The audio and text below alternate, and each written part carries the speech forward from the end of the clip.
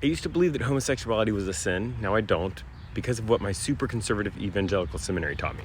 One of the things I'm most ashamed of in my past is how I thought about the LGBTQ community. And it's because evangelical pastors taught me to use the Bible to hate. You don't even have to use your imagination. You know what I was like? I took a bunch of public stands saying things that are, no one should ever say. And then I went to work at churches, and that didn't help because they were evangelical churches. But then something happened. A kid wanted to talk to me. I sat down with them, and they came out to me. I was the first person. And I did not respond the way I always imagined I would. Call it the Holy Spirit, call it basic human decency, but I could see the pain and fear in their eyes, and I didn't tell them what I believed. I was just there for them. When they asked me what I believed, I actually wouldn't tell them, because I knew that if I said what I believed to them, it would hurt them severely. And so I said, you've actually got to form your own beliefs about that. I pressed pause on that. I went back, I did more reading of the Bible, but all I had was super evangelical English tools and English translations. I didn't find anything other than I had always heard, and I just kept it on pause because I couldn't bear to hurt somebody like that. While it was on pause, two things happened. One, for whatever reason, kids kept coming out to me. And two, I enrolled in this super conservative evangelical seminary. There were no real surprises at the seminary. They did what you would expect them to do. They taught all the standard party lines for super conservative evangelical theology, but it was filled with actual academics. And so the other thing they were teaching us is tools, peer-reviewed study, original languages. They were teaching us about ancient cultures and how you understand and discover what ancient Near Eastern cultures believed and thought about things.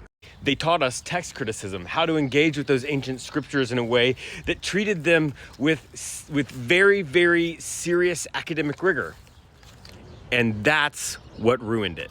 So I woke up one day with all these tools, and I decided I was going to apply them seriously to the question of LGBTQ issues in the Bible. I discovered three things that changed everything.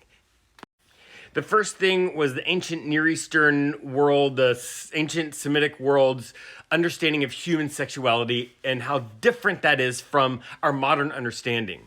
When we talk about human sexuality, we often talk about it as an orientation. You can be heterosexual or homosexual or transsexual, whatever it is.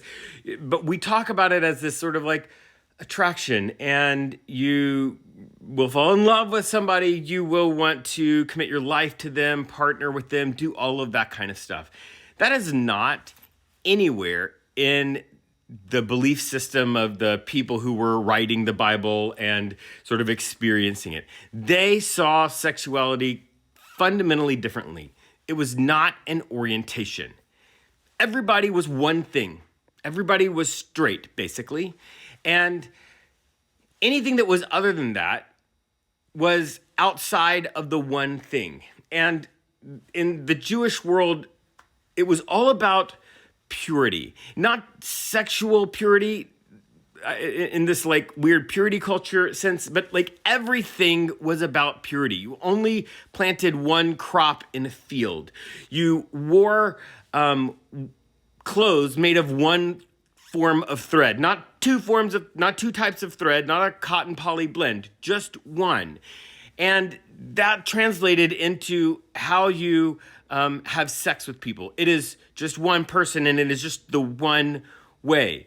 It was not about attraction. It was not about orientation. There was this one thing, and anything that was outside of the one thing, like somebody who chose to wear a cotton poly blend tunic, right? That was outside of the one thing, and so it was a sin. I don't want to get into the weeds on this, but the main point is that when we say human sexuality, when we use the term LGBTQ, we are thinking of it in a completely different way than the people who wrote the Bible and then the text of the Bible is discussing. It's not the same thing. It's fundamentally different. So you just can't do one-to-one in regards.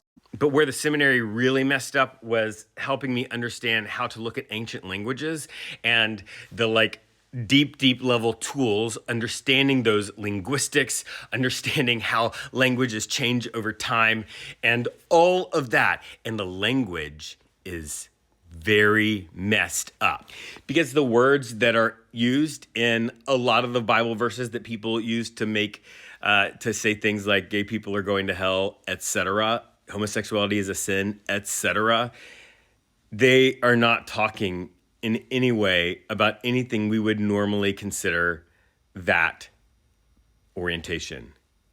They're talking about, one, ritualistic sex and worship of another god, like sex rituals, and two, something called pederasty, something that is a practice where it's adults having sex with children.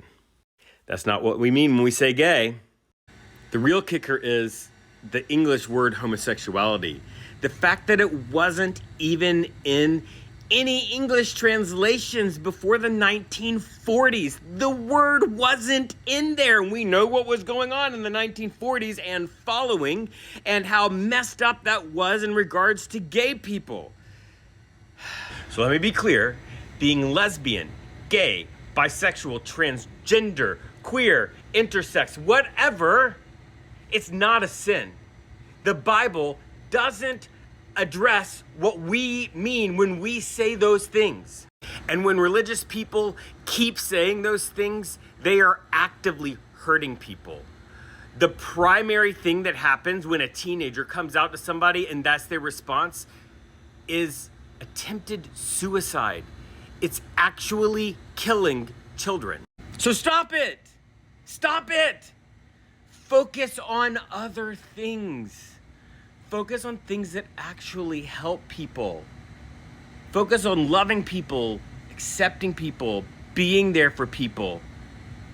So that when there's a queer kid who needs a safe person to come out to, you're that person. They're not alone. And they can survive it.